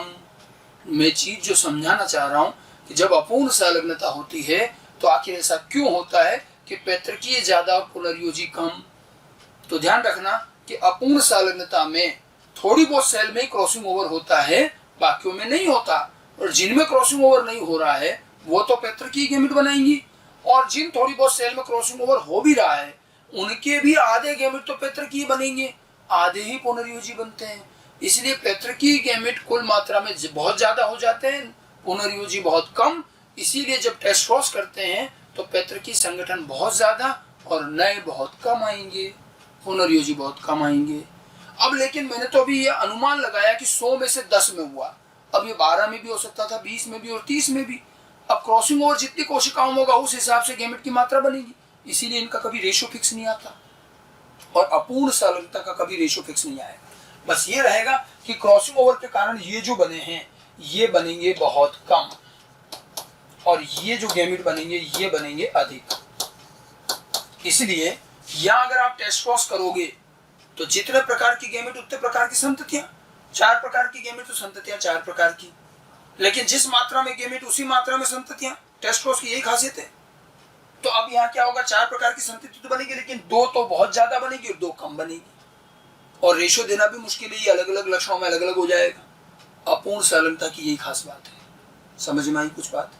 ठीक है, अब जरा हम इन तीनों की तुलना करते हैं। तीनों की तुलना करके देखो कि यहाँ पूर्ण में और अपूर्ण में आपको क्या अंतर दिख रहा है कि समान जीनोटाइप भी ले रहे हैं तो भी ये तो 2 ही गैमेट बना रहा है, ये 4 बना रहा है। अच्छा, यहाँ पर गैमेट का जो ये फॉर्मूला था 2 की घात n, क्या ये चलेगा कि नहीं अपूर्ण संलग्नता पर? फार्मूले के हिसाब से अगर ये जीनोटाइप रखता हूं तो कितने गैमेट बनने चाहिए? 2 विषम युग्म अवस्थाएं, 2 की घात 2 यानी कि 4 गैमेट, और गैमेट कितने बने? 4। ये तो प्रकार बता रहा है ना, मात्रा थोड़ी बता रहा है, तो 4 प्रकार तो बन ही रहे। इसीलिए अपूर्ण संलग्नता में भी ये फार्मूला चलेगा और स्वतंत्र अपव्यूहन में भी चलता है। ये फार्मूला तो केवल कहां नहीं चलेगा? पूर्ण संलग्नता। एक तो गैमेट का फार्मूले का तो ये ध्यान रखना है, ठीक है। तो पूर्ण और अपूर्ण में तो स्पष्ट दिख रहा है कि 2 ही प्रकार की संततियां बनेगी और रेशियो भी फिक्स आएगा 1:1 टेस्ट क्रॉस का, और इसमें जो है कोई रेशियो फिक्स नहीं आएगा, ठीक है। यहाँ पर पैतृकी ज्यादा और पुनर्योजिक कम आएंगे, लेकिन आएंगे 4। अब जरा अपूर्ण संलग्नता और स्वतंत्र अपव्यूहन की तुलना करो तो स्वतंत्र अपव्यूहन में भी 4 प्रकार की गैमेट बने और यहाँ भी तो 4 ही प्रकार, वो के वो 4 बन रहे, देखो ध्यान से। तो फिर अंतर क्या है? अब आपको अपव्यूहन और अपूर्ण संलग्नता में अंतर पूछा जाए तो बता सकते हो अंतर क्या रहा? ठीक है, अंतर क्या रहा यहाँ पर कि स्वतंत्र अपव्यूहन में 4 प्रकार की गैमेट बनते हैं लेकिन चारों बराबर बनते हैं, ठीक है। अगर मैं यहाँ पर टेस्ट क्रॉस का रेशो लिखूंगा तो टेस्ट क्रॉस में रेशो क्या आएगा? 1:1:1:1, ये रेशो आएगा, ठीक है। और यहाँ पर इसका मतलब क्या हुआ कि यहाँ पर जो पैतृकीय प्रकार की संततियां हैं वो और पुनर्योजी दोनों बराबर आती हैं। यहाँ पैतृकीय और पुनर्योजी बराबर आएंगे। ये खासियत है स्वतंत्र अपव्यूहन की, 1:1:1 का रेशो आएगा, ठीक है। इस केस में क्या हो जाएगा? इसमें केवल पैतृकीय आएंगे,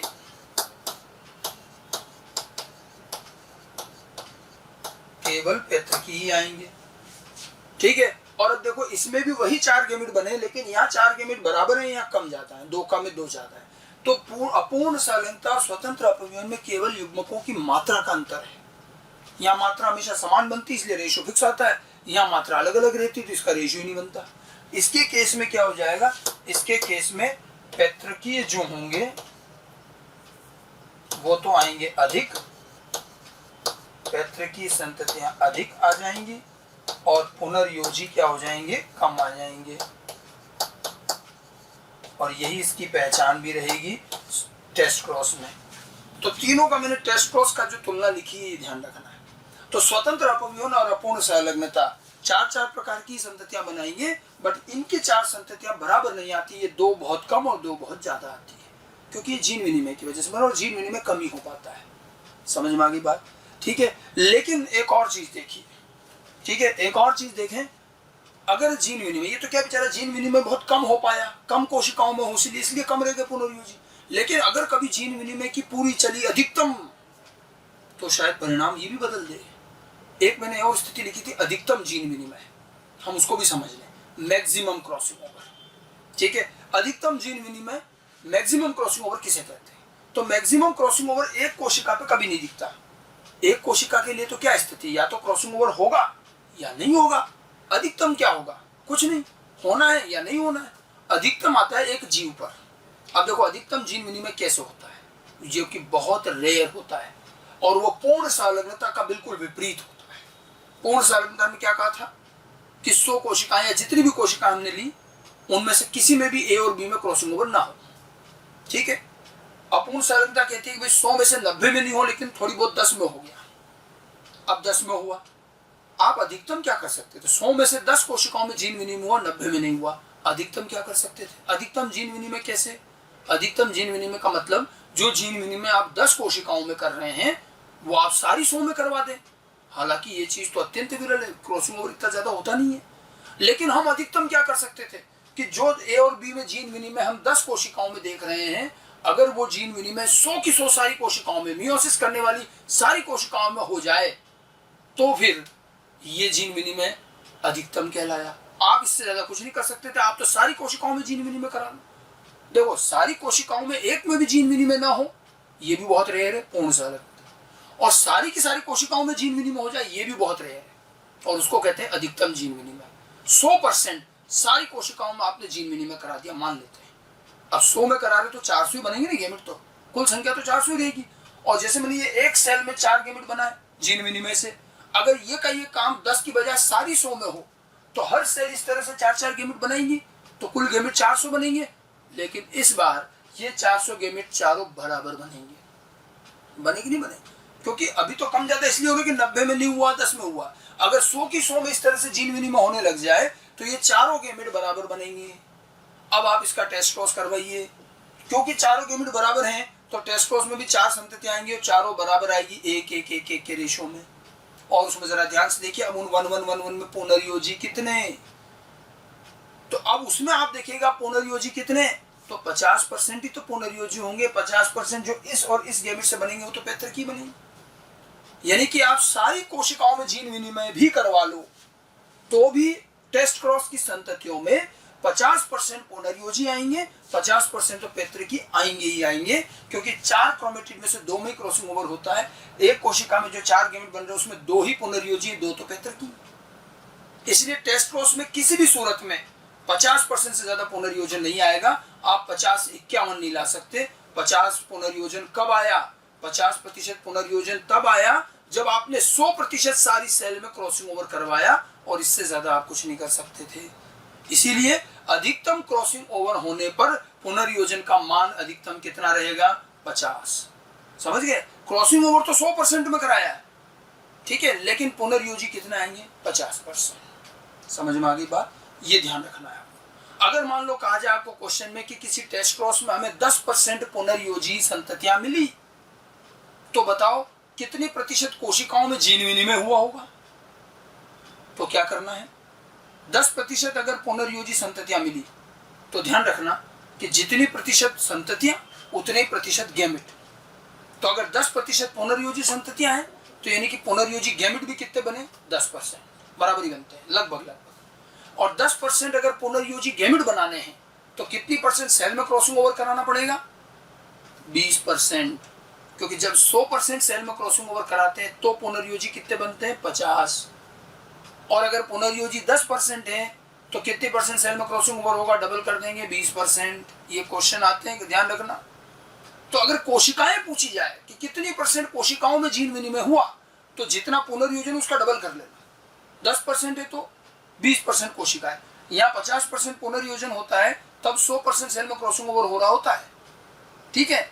और बाकी संततियां और गैमेट बराबर है। जितने % संततियां आपको टेस्ट क्रॉस में पुनर्योजी मिलेंगी उतने % पुनर्योजी गैमेट बनेंगे और कोशिकाएं उनसे डबल होंगी। समझ गए? तो यहाँ पर अधिकतम जीन विनिमय, जो कि एक अत्यंत विरल कार्य है, जैसा कि पूर्ण संलग्नता विरल है, लेकिन जब कभी अधिकतम जीन विनिमय होगा उस समय अपूर्ण संलग्नता में टेस्ट क्रॉस का क्या रेशियो आया? 1-1-1-1। और आप देखिए जिस समय मैक्सिमम क्रॉसिंग ओवर हुआ उस समय अगर आप गौर करें तो इनकम्प्लीट लिंक के जो स्वतंत्र अपव्यूहन में तो कोई अंतर ही नहीं रहा। इसमें भी 1-1-1 का रेशियो, इसमें भी 1-1-1 का।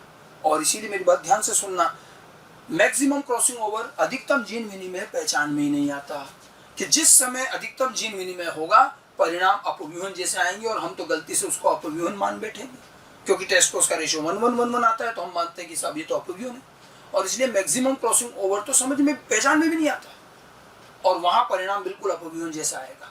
अब आपसे सवाल ये पूछा जाता है कि क्या कोई 2 संलग्न जीन एक ही गुणसूत्र पर होते हुए भी अपव्यूहन जैसा परिणाम ला सकते हैं? बिल्कुल ला सकते हैं। कब? जब उन दोनों जीन में अधिकतम जीन विनिमय हो, मैक्सिमम क्रॉसिंग ओवर हो, तब उनमें परिणाम स्वतंत्र अपव्यूहन जैसे ही आएगा, रेशियो 1-1-1 आएगा। हालांकि ऐसा होना अत्यंत विरल है। तो अधिकतम जीन विनिमय, सारी कोशिकाओं में जीन विनिमय होना भी रेयर है और एक में भी ना होना भी रेयर, इसलिए पूर्ण संलग्नता भी रेयर, अधिकतम जीन विनिमय भी रेयर, बहुत विरल रूप से होता है। ज्यादा सामान्य स्थिति यह है कि थोड़ी बहुत सेल में क्रॉसिंग ओवर होता है, बहुत सौ में नहीं होता है, इसलिए पैतृकी ज्यादा और पुनर्योजी कम। समझ गए? तो मैंने आपको 3 चीजें बताई। देखिए, अपूर्ण संलग्नता पूर्ण संलग्नता की तुलना हमने अपव्यूहन से करवाई। एक तो गैमेट के फॉर्मूले पर क्वेश्चन आता है, तो गैमेट फॉर्मूला से गैमेट बनाने का कार्य आप अपूर्ण संलग्नता और अपव्यूहन में कर पाएंगे। वहां फॉर्मूला चलेगा, यहाँ नहीं चलेगा, क्योंकि इस फॉर्मूले से खाली प्रकार पता चलते हैं, मात्रा नहीं। तो प्रकार तो यहाँ भी 4 प्रकार है, यहाँ भी 4 प्रकार है, अंतर तो यहाँ मात्रा का है ना, तो इसलिए फॉर्मूला चलेगा। और यहाँ तो 2 ही प्रकार रहेगा, इसलिए नहीं चलेगा। बाकी इसके अलावा इनकम्प्लीट लिंकेज में आपको कभी क्रॉस करने को नहीं आएगा, क्योंकि इसमें चेकर बोर्ड से रेशियो नहीं आते। क्योंकि हमें ये पता नहीं होता कि कितनी कोशिकाओं में जीन विनिमय हुआ, कितनों में नहीं हुआ, उस हिसाब से रेशो आएगा। ठीक है। और टेस्ट क्रॉस जब करोगे तो जितने प्रतिशत पुनर्योजी संततियां दिखे उतने ही प्रतिशत पुनर्योजी युग्मक बने होंगे और उससे डबल में जीन विनिमय हुआ होगा कोशिकाओं में, ये ध्यान रखना है। ठीक है। तो कुछ निष्कर्ष जो है वो हम थोड़ा सा इसमें लिख ले, ध्यान रख ले। जो चीज मैंने आपको ये समझाई है, ये देखिए अपूर्ण संलग्नता में एक तो निष्कर्ष ये है कि पैतृकों द्वारा बनाए गए युग्मकों का प्रतिशत और टेस्ट क्रॉस में प्राप्त संततियों का प्रतिशत लगभग समान होता है। टेस्ट क्रॉस में जितने प्रतिशत संततियां, देखो हमें कोई युग्मक थोड़ी दिखेंगे, हमें तो संततियां दिखेगी, तो हमें ये चीज दिखती। अब जितने प्रतिशत संततियां दिख रही है उसी हिसाब से गैमेट बांधना है। 10% पुनर्योजी संततियां, 10% पुनर्योजी गैमेट, 5% पुनर्योजी संततियां अर्थात 5%, तो उतने ही प्रतिशत गैमेट बनेंगे जितने प्रतिशत आपको संततियां लगभग बराबर हो, क्योंकि गैमेट प्रतिशत पर क्वेश्चन आएंगे, ध्यान रखना। एक तो ये। दूसरी चीज क्या है, अधिकतम जीन विनिमय, जो मैंने कहा 100% क्रॉसिंग ओवर। क्या हुआ कि जब किसी जीव के में दो जीन के मध्य मेयोसिस करने वाली उसकी सारी कोशिकाओं में जीन विनिमय हो तो यह अधिकतम जीन विनिमय कहलाता। मैक्सिमम को परिभाषित करना आना चाहिए कि किसी जीव की मेयोसिस करने वाली तमाम कोशिकाओं में यदि दो जीन के बीच हर बार क्रॉसिंग ओवर हो जाए, हर कोशिका में क्रॉसिंग ओवर हो, तो फिर वो उन दोनों जीन का ये जीन विनिमय अधिकतम माना जाएगा। ठीक है। किंतु ऐसी स्थिति में भी जब आप टेस्ट क्रॉस करोगे तो टेस्ट क्रॉस की संततियों में केवल 50% संततियां ही पुनर्योजी होंगी। इसके बावजूद भी पुनर्योजी कितने आते हैं, 50, और इसीलिए पुनर्योजन का अधिकतम मान टेस्ट क्रॉस में कितना रहेगा, 50%। आपसे पूछा जाता है कि पुनर्योजन 50 से ज्यादा क्यों नहीं मिलता, तो ध्यान रखें कि अगर सारी कोशिकाओं में भी क्रॉसिंग ओवर हो जाए तो भी 50% तो पैतृकी बनेगी, 50% ही पुनर्योजी बनेगी। क्योंकि जब क्रॉसिंग ओवर होता है 4 टेट्राड अवस्था में, तो 4 क्रोमेटिन में से 2 में ही होता है, इसलिए हमेशा 50% अधिकतम आएगा। ये बात ध्यान रखनी। आगे बात समझ में। बाकी गैमेट प्रतिशत पर क्वेश्चन आता है तो वो गैमेट प्रतिशत पर क्वेश्चन करना आना चाहिए। तो गैमेट प्रतिशत पर जो क्वेश्चन करेंगे तो उसमें जैसे एक क्वेश्चन मैंने एग्जाम AIPMT का लिया है, इसको हम आसानी से कर सकते हैं। देखिए, दो संलग्न जीन A और B में 20% पुनर्योजन है, तो एक डाई हाइब्रिड क्रॉस, ये क्रॉस दे रखा है, से प्राप्त संतति अपने विभिन्न युग्मक किस प्रतिशत मात्रा में बनाएगी, ये AIPMT का क्वेश्चन है। तो ये डाई हाइब्रिड क्रॉस दिया है, देखो plus plus oblique plus plus और AB ऑब्लिक AB। अब ये लिंकेज की तरह से लिखा हुआ है, किसी को कंफ्यूजन हो तो प्लस की जगह क्या कर देना चाहिए, मैंने बताया था प्लस मतलब प्रभावी अलील, ये AB चल रहा है तो इधर भी AB कर लो, तो यूं कर लो भले, बात तो एक ही। ठीक है। और 20% पुनर्योजन अर्थात जो टेस्ट क्रॉस किया उसमें 20% संततियां पुनर्योजी है, ये कहना चाह रहे हैं। तो इस क्रॉस से प्राप्त संतति के गैमेट का प्रतिशत बताना है। अगर संततियों का प्रतिशत दिया है, गैमेट का प्रतिशत बताना है, तो पहले तो इससे प्राप्त संतति, तो इससे संतति देख लें क्या आएगी। इससे जो गैमेट बनेगा वो ये वाला गैमेट बनेगा और इसका ये गैमेट आएगा, तो संतति क्या आई, capital AB oblique small AB। ये हो गई F1 पीढ़ी की संतति। अब इसके गैमेट का प्रतिशत चाहिए, तो ये कितने प्रकार का गैमेट बनाएगा। अब देखो A और B का यहाँ संलग्नता कैसे माननी है, पूर्ण या अपूर्ण, अपूर्ण, क्योंकि पुनर्योजन दे रखा है ना 20%, तो ये अपूर्ण लिंकेज है। और अगर इनकम्प्लीट लिंकेज है तो कितने प्रकार के गैमेट बनेंगे, इनकम्प्लीट लिंकेज में 2 गैमेट तो बनते हैं पैतृकीय और 2 बनते हैं पुनर्योजी। तो कैपिटल A कैपिटल B और स्मॉल b, ये तो होंगे पैतृकीय, और capital A small a capital B, ये दोनों क्या हो जाएंगे, पुनर्योजी। ये पुनर्योजी है और ये दोनों जो होंगे ये पैतृकीय होंगे। 4 प्रकार के गैमेट है और चारों का परसेंटेज दे सकते हो। प्रतिशत पुनर्योजन कितना है, 20%, 20% है। और पुनर्योजी गैमेट जितने प्रतिशत पुनर्योजन उतने प्रतिशत पुनर्योजी गैमेट। तो ये पुनर्योजी गैमेट है, तो ये तो हो गए 20%, तो बचे हुए ये हो जाएंगे 80%। ठीक है, ये 80% हो जाएंगे। तो इस तरह से आपको चारों गैमेट का प्रतिशत मिल जाएगा, ये 80% हो गई। एक एक का अगर बताना है तो एक एक का भी परसेंटेज दे सकते हो। कैसे, ये 20 है तो 10% ये होगा, 10% ये होगा, ये 40% और ये 40% हो जाएंगे। चारों गैमेट आ जाएंगे। 40% ये कैपिटल AB, 40% स्मॉल AB और ये 10-10% हो जाएंगे। ऐसे गैमेट पर आधारित बहुत सारे क्वेश्चन आएंगे, क्योंकि यहाँ पर क्रॉस और रेशो तो आएगा नहीं, अपूर्ण संलग्नता में रेशो नहीं बनता, ठीक है। यहाँ गैमेट पर ही क्वेश्चन आता है, तो गैमेट प्रतिशत निकालना आना चाहिए। जितना प्रतिशत पुनर्योजन दिया जाए उतने प्रतिशत पुनर्योजी गैमेट हो जाएंगे। बस इस तरह के काफी क्वेश्चन मिलते हैं। तो ये तो हमने आपको लिंकेज के प्रकार बताए, अर्थात लिंकेज में हमने लिंकेज थ्योरी के बाद लिंकेज को प्रभावित करने वाले कारक समझे, ये तो हमने पिछले लेक्चर में समझा था। अब हमने आगे लिंकेज के अरेंजमेंट बताए, सेस और ट्रांस व्यवस्थाएं। उसके बाद फिर लिंकेज के प्रकार बात करी हमने, पूर्ण संलग्नता, अपूर्ण संलग्नता, और उसका स्वतंत्र अपीयों से तुलना भी करी। पूर्ण संलग्नता में बिल्कुल फिक्स रेशियो आता है 3:1, 1:1, उसके क्वेश्चन कैसे करने, क्रॉस कैसे करना है, गैमेट कैसे बनाना है। और उसके बाद अपूर्ण संलग्नता, वहाँ पर गैमेट बनेंगे लेकिन वहाँ फिक्स रेशियो नहीं आएंगे, वहाँ पर पैतृकी ज़्यादा और पुनर्योजी कम आएंगे, और अधिकतम जीन विनिमय होने पर क्या होगा, ये सारी बातें बताई।